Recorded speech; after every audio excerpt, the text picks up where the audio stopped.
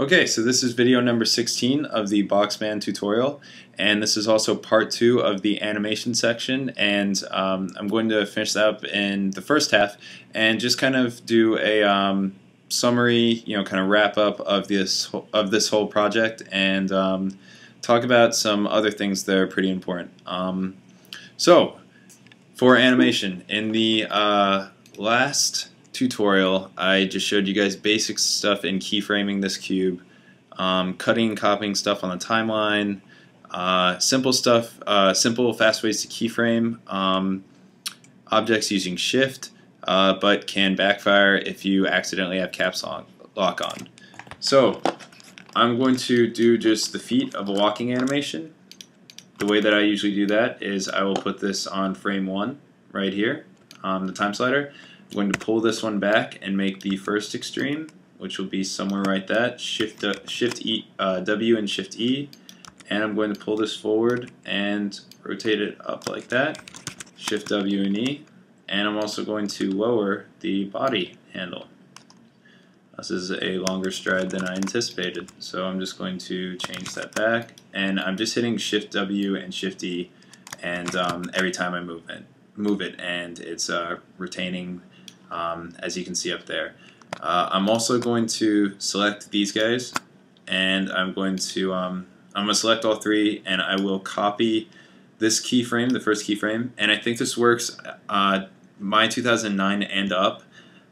During Maya 2008 and before, I think if you tried to copy and paste keys of multiple objects, you would get the keys of the last selected object, which is basically undesirable. You don't want the translation rotation of the body handle to be applied to the feet. But in Maya 2009 and higher, it should basically map it to the correct things. If it doesn't do it now, I'll be very angry, but we will hope that Maya will not disappoint me. So we've got one extreme. On frame 12, we're just going to do the other extreme. And since I want this to be symmetrical, oops, sorry, I'm going to fix this left foot. I actually didn't realize it was below the ground. And I'm also going to, here, I'll pull it back. Here, I keyframed it on frame 12. So I'm just going to cut that, paste over frame 1, and then also paste over frame 24. So when you're animating a walk cycle, it's kind of hard to see when it goes through the ground. So I'm just going to draw a plane to help us out. There we go. Alright, and we also need to make sure we're kind of centered over both things like that. So I mean that's pretty good for now. Alright, oops, did not know that this changed. Alright, so, okay, so I want basically the right leg and left leg to be exactly the same in animation. So if I start on the left leg, go on frame 1, copy this, and go to frame 12, switch to the right leg, and paste it, this will paste the information for the right leg right there, and it puts it right in the exact same spot. This does work for feet. This does not really work for arms or anything that moves in the X or has interesting rotations on it. Oops, I think I did the wrong rotation. 1 second. Going to copy and paste this. Here's our example of the pole vectors messing up in interpolation. Don't worry about that. As soon as you drag the time slider around, it'll fix itself. There we go. So it fixed itself. So we've got those down. We also need to do a passing frame. I recommend looking at a bunch of references, either film yourself walking or on like a treadmill, or look online for walking references.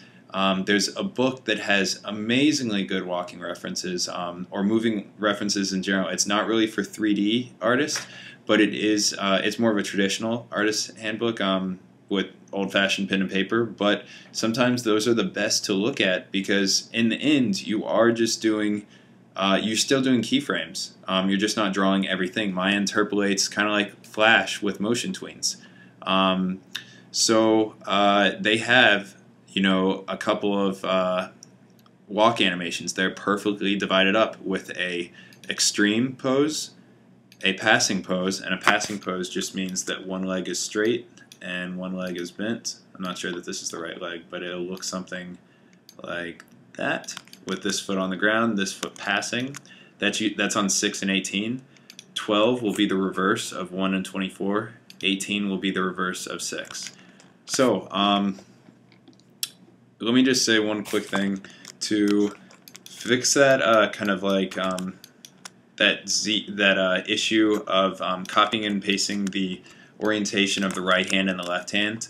I'm just going to explain it fast. It's yeah, it's kind of hard to understand, but basically if I put this right here and I'm just going to move it, I'm going to key Shift W and E, then I'm going to copy this frame and paste it on the right hand. Sorry, if I said right before, I meant this is the left hand and this is the right hand. So notice it does not paste symmetrically.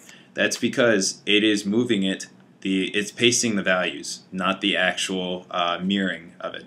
So the way that we fix that, I forget what it is in Y up, but after doing this enough, I've figured out that you invert the X. So in this case, I'm going to make X negative, or sorry, positive, and you also invert rotation Y and rotation Z.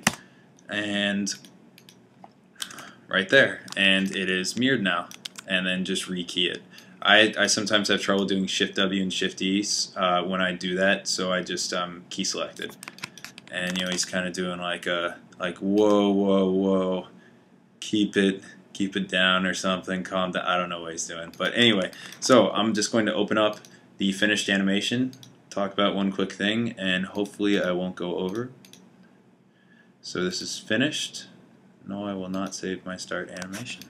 Alright, so first of all, this is what I came up for my walking animation. This is done really quick, and I mean the walking animation is pretty good. We got the bounce up and down, we've got some nice passing going on, and we've also got a little bit of hips going back and forth. I did not do a head bob, but that's kind of like a good thing to do, like a side-to-side head bob.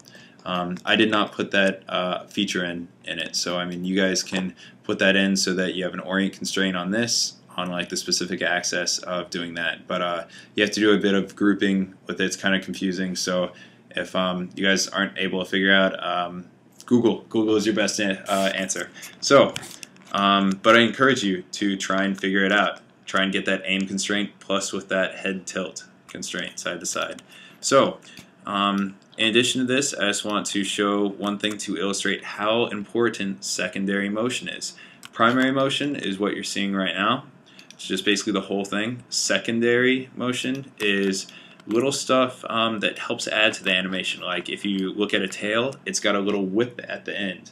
If you look at these hands, this hand and feet, this hand and foot, notice that this hand is just translating back and forth basically. Here I'm going to drag through it so you can see.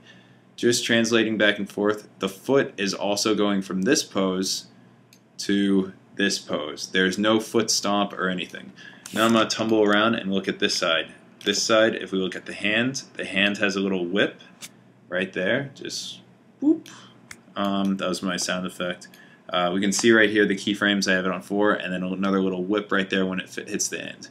And also the foot has a nice stomp on 4. So if I look at this side, it's very subtle, but see, now it actually looks like that hand has a bit of weight to it. And when this foot comes down, it's a placement foot puts down on it. So that's all I wanted to talk about for animation. Really just look at references and remember, notice everything. Facial animation, facial animators always have a mirror beside them when they're animating because it's very important to see phono shapes that you make with your mouth. Anyway, I just wanted to say thanks for watching this tutorial, and I commend you very much if you have gone this far. I noticed that the clicking is kind of loud. Sorry, I'll try and change that if I do other tutorial videos. But again, very, good job for listening to all this. This is tough stuff, especially rigging and animating. And weight paying is, even though I went through it fast, it is tough. But really every part is tough. But I say figure out what you guys like to do best and stick to it. Be the best at it. Anyway, thank you very much. Again, my name is Noah Schnapp, and good luck out there.